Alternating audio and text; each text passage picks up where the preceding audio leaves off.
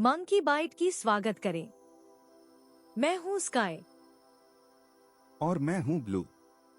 Fun fact, ये पूरा show research, लिखा और प्रोड्यूस एआई के जरिए ही हुआ है। चलिए शुरू करते हैं।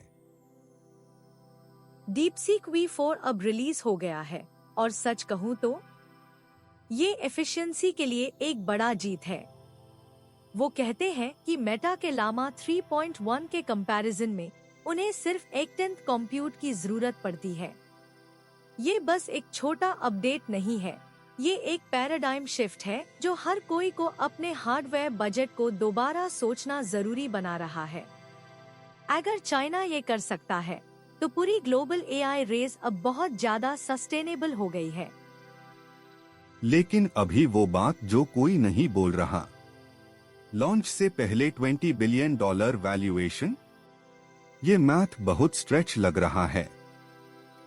इसे सोचो कि एक स्पोर्ट्स कार खरीदना क्योंकि ब्रोशर में लिखा है कि ये तेज है, बिना इस बात को देखे कि इंजन अभी भी ठंडा है। हाँ, एफिशिएंसी तो हिया है, लेकिन क्या मॉडल असली दुनिया के एजेंटिक वर्कलोड्स के आगे स्टैंड कर पाता है, या ये बस कैश जलाने के लिए एक मार्केटिंग स्टंट है?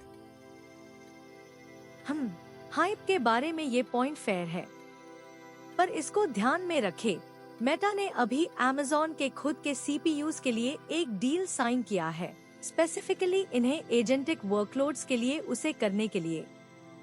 अगर डीपसीक उसी लॉजिक को एक फ्रैक्शन पावर पर चला सकता है, तो शायद एफिशिएंसी कोई एक्सीडेंट नहीं है।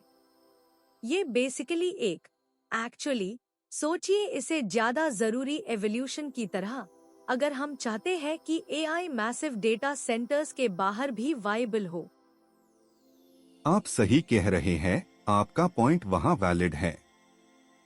एफिशिएंसी गेन्स सच में है, उन्हें इग्नोर करना फूलिश होगा। बात यह है कि कॉस्ट एफिशिएंसी अब वायबिलिटी का नया बेंचमार्क बन रहा है। अगर वो क्वालिटी को हाई रखते हुए पावर बिल को स्लैश कर सकते हैं, तो वैल्यूएशन इवेंचुअली एक्चुअली सेंस में आ सकती है। ये मैजिक नहीं है, बस बेहतर इंजीनियरिंग है। तो बेसिकली डीपसीक हमें नंबर्स को दोबारा देखने पर मजबूर कर रहा है, और ये एक अच्छी बात है। क्या $20 बिलियन का टैग अभी जस्टिफाइड है? ये एक अलग कहानी है, पर टेक अनडिनाइबल है। इंफ्रास्ट्रक्चर के बारे में बात करते हैं। चलिए इसे इंडस्ट्री के बाकी हिस्सन के लिए इसका मतलब देखते हैं। ओपनएआई ने अभी GPT 5.5 ड्रॉप किया, और सच में चैटबॉट्स से एक्चुअल एजेंट्स तक का शिफ्ट हाई यहाँ की असली कहानी है। Wait, seriously? सो हम बात कर रहे हैं एआई के बारे जो सिर्फ सवालों का जवाब नहीं देते बल्कि असल में प्रॉब्लम सॉल्व करते हैं। ये बेसिकली एक्चुअली इसे ज्यादा सोचो, एक बेड किचन जैसे है, जहां ओमनी मॉडल्स कॉन्टेक्स्ट अनरोलिंग यूज करके टेक्स्ट, इमेजेस और 3D ज्योमेट्री सब एक साथ चॉप करते हैं। बात ये है कि ये नेटिव तौर पर NVIDIA GB200 रैक्स पर चल रहे हैं और 10,000 से ज्यादा कॉन्करेंट वर्कलोड्स हैंडल कर रहे हैं। और टाइम परसेप्शन पर रिसर्च, ये वाइल्ड है। अब उन्हें वीडियो जनरेशन में टाइम के फ्लो को परसीव और कंट्रोल करने की कैपेबिलिटी है, जो एडिटिंग और सिमुलेशन के लिए सब कुछ चेंज कर देता है। तो बेसिकली मैनुअल पढ़ने के बजाय अब एआई हाई हेड शेफ बनकर पूरा किचन साइमल्टेनियसली मैनेज कर रहा है। ये सिर्फ फास्टर नहीं है, ये फंडामेंटली स्मार्टर है कि ये हमें आसपास की दुनिया को प्रोसेस कैसे करता है। सुनाओ, एआई एंटीबायोटिक गेम अब रियल हो गया है। हम अब सिर्फ मॉलिक्यूल्स प्रेडिक्ट नहीं कर रहे, हम बैक्टीरियल एवोल्यूशन टाइमलाइंस को सिमुलेट कर रहे हैं, वो होते ही पहले से। पर हकीकत ये है, क्या मैथ एक्चुअली काम करता है? मल्टीकलिब्रेशन वेल मॉडल्स को सेफ रहने के लिए 3 गुना ज्यादा डेटा चाहिए, जो शुरू में महंगा लगता है, जब तक आपको नहीं समझ आता कि हम अभी रेजिस्टेंस के खिलाफ लड़ाई हार रहे हैं। ये बेसिकली एक डायनामिक आर्म्स रेस है जहां एआई सिर्फ स्टैटिक स्नैपशॉट्स नहीं बल्कि फ्यूचर म्यूटेशंस को एंटिसिपेट करने वाले ड्रग्स डिजाइन करता है। ये वो हिस्सा है जो मुझे एक्साइटेड बनाता है क्योंकि विस्टाबॉट ने कैमरा कैलिब्रेशन की जरूरत ही खत्म कर दी है, जिसे ऑटोमेटेड लैब्स अब बिना ह्यूमन एरर के चला सकते हैं। Wait, seriously? तो रोबोट्स ड्रग्स सिंथेसाइज कर सकते हैं बिना हमें उनके पास कैमरा लगाया ही? ओके, तो बेसिकली टेक स्केल करने के लिए रेडी है। पर सच बात ये है, अगर सैंपल कॉम्प्लेक्सिटी इतनी हाई है तो सारी ट्रेनिंग डेटा के लिए बिल कौन भरेगा?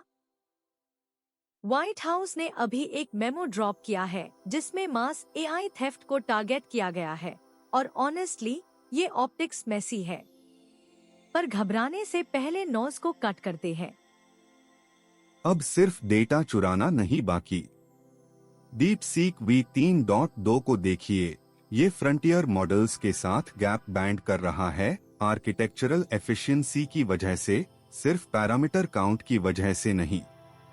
ये बेसिकली इसे ज्यादा सोचिए कि एक फरारी इंजन होंडा के चैसिस में।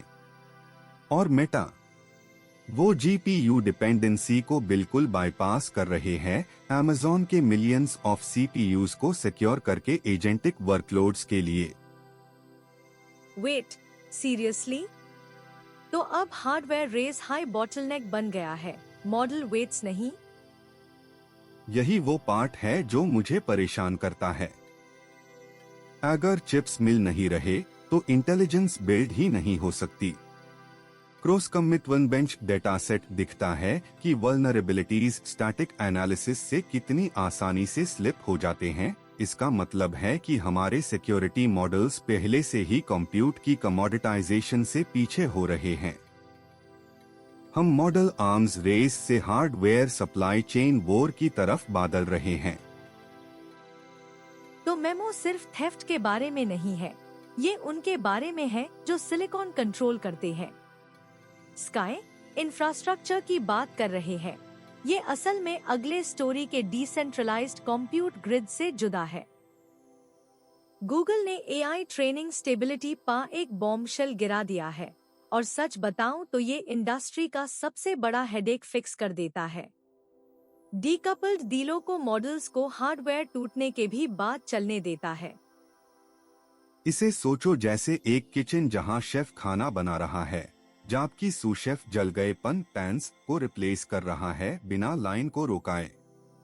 ये बेसिकली एक असिंक्रोनस आर्किटेक्चर है जो टास्क कोऑर्डिनेशन और मॉडल अपडेट्स को अलग करके रखती है, जो कि लेकिन क्या मैथ एक्चुअली काम करता है? हाँ, उनका क्लेम है कि हाई फेलियर रेट्स के बावजूद 88% गुडपुट सरवाइव करता है, जो एक फेटल बॉटलनेक को एक मैनेजेबल वेरिएबल में बदल देता है। यही वो पार्ट है जो मुझे एक्साइटेड बनाता है।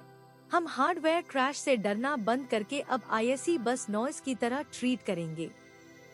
तो बेसिकली करंट पाइपलाइंस की फ्रैजिलिटी अब फाइनली सॉल्व हो रही है और मैं तैयार हूँ देखने के लिए कि इसका अगला क्या होगा। डिजिटल इंटेलिजेंस के इवॉल्विंग लैंडस्केप के इस सफर के लिए हमें ज्वाइन करने के लिए शुक्रिया।